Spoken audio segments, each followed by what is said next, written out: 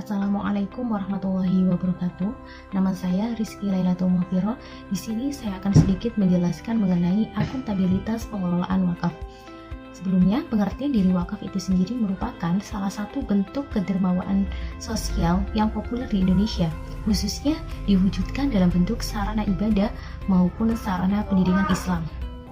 Pemerintah melalui Undang-Undang Nomor 41 Tahun 2004 menjelaskan mengenai wakaf didefinisikan sebagai perbuatan hukum seseorang sebagai wakif untuk memisahkan dan atau menyerahkan sebagian aset yang dimiliki dalam bentuk harta benda untuk dapat dimanfaatkan untuk kepentingan Islam, baik kepentingan ibadah maupun kepentingan kesejahteraan umum yang sesuai dengan prinsip syariah dan dikelola oleh nazir baik lembaga maupun perseorangan.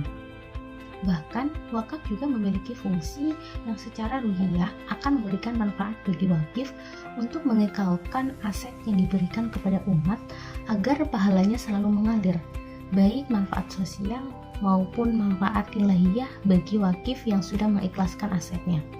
Pengertian lain mengenai wakaf itu sebagai wadah dalam Islam yang memiliki potensi menjadi model penyelesaian masalah kemiskinan serta mengurangi kesenjangan struktur sosial yang diakibatkan oleh adopsi ekonomi barat yang mengutamakan modal finansial. Jika pengelolaan wakaf bisa dilakukan secara efisien dan efektif, maka bukan tidak mungkin wakaf dapat berkontribusi bagi peningkatan kesejahteraan maupun keadilan sosial bagi masyarakat. Untuk mewujudkan lembaga wakaf yang profesional, diperlukan pengelolaan yang berbasis pada manajemen, terutama berkaitan dengan kesediaan lembaga dalam membuka data dan informasi pengelolaan wakaf, mulai dari proses fundraising hingga pendistribusian hasil wakaf. Unsur utama dalam profesionalitas itu ditandai dengan diutamakannya prinsip akuntabilitas. Selanjutnya, pengertian dari akuntabilitas. Akuntabilitas merupakan proses di mana suatu lembaga menganggap dirinya bertanggung jawab secara terbuka mengenai apa yang dilakukan dan tidak dilakukan. Secara operasional, akuntabilitas diwujudkan dalam bentuk pelaporan atau reporting, perlibatan atau involving, dan cepat tanggap atau responding. Akuntabilitas dapat menumbuhkan kepercayaan masyarakat terhadap lembaga. Oleh karena itu, akuntabilitas menjadi sesuatu yang penting karena dapat mempengaruhi legitimasi terhadap lembaga pengelola wakaf. Dengan demikian, akuntabilitas bukan semata-mata berhubungan dengan pelaporan keuangan dan program yang dibuat saja, melainkan berkaitan pula dengan persoalan legitimasi publik.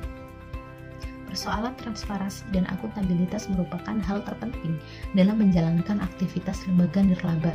Dalam prakteknya, lembaga-lembaga wakaf menerapkan sistem yang berbeda-beda dalam mengedepankan aspek transparansi dan akuntabilitas ini.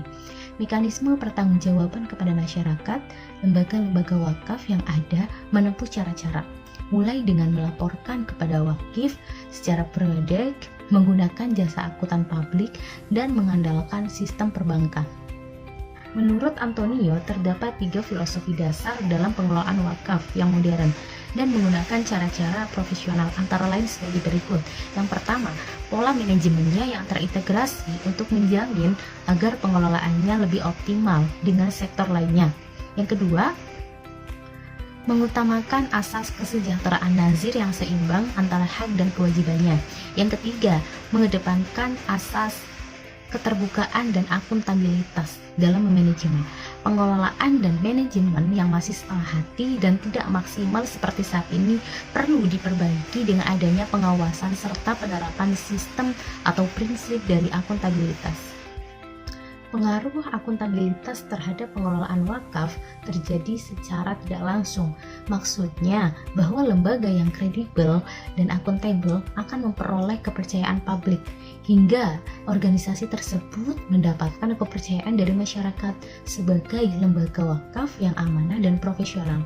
Seiring dengan semakin bertambahnya kepercayaan dari publik atau masyarakat, lembaga-lembaga wakaf tersebut mendapatkan amanat dari umat berupa wakaf maupun usaha-usaha lain yang dijalankan oleh lembaga tersebut.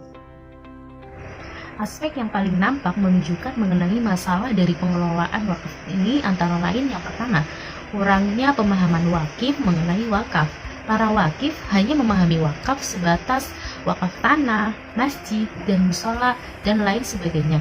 Yang kedua, pemerintah atau regulator telah melakukan sosialisasi wakaf dan undang-undang wakaf kepada masyarakat.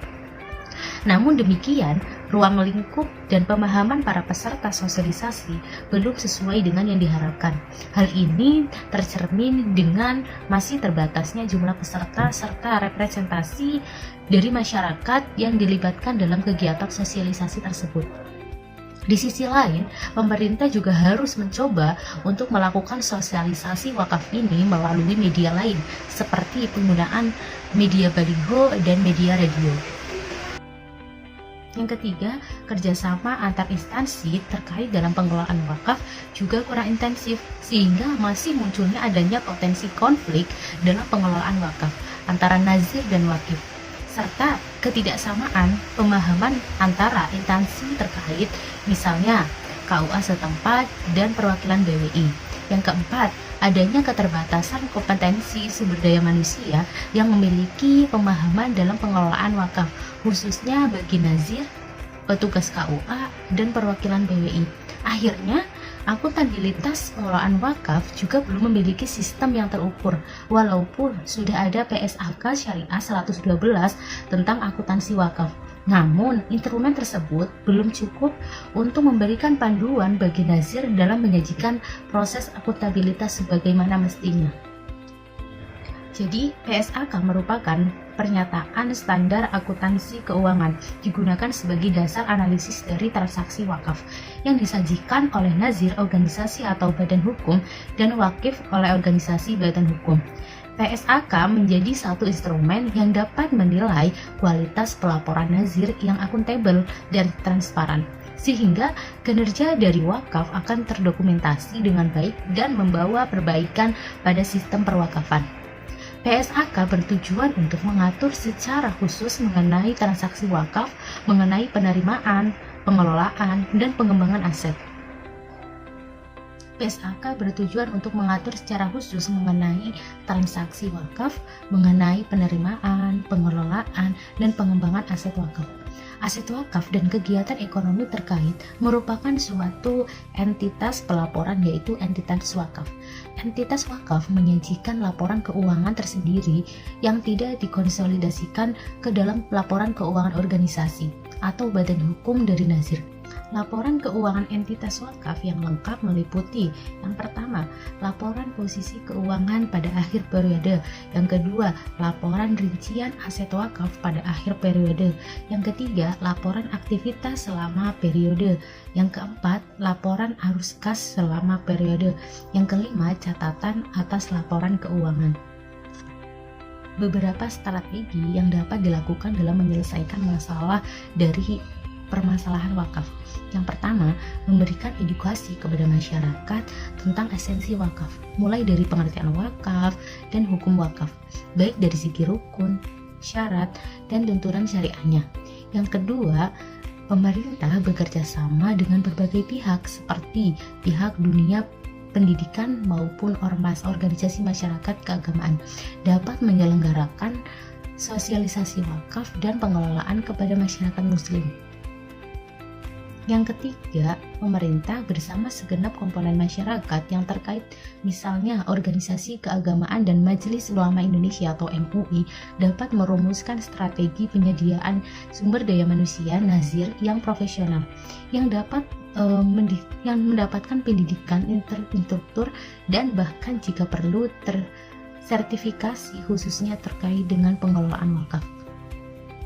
Berdasarkan paparan di atas, maka perlu adanya upaya untuk meningkatkan akuntabilitas pengelolaan wakaf yang melibatkan stakeholder yang relevan baik dari sisi pemerintahan maupun swadaya dari masyarakatnya sendiri.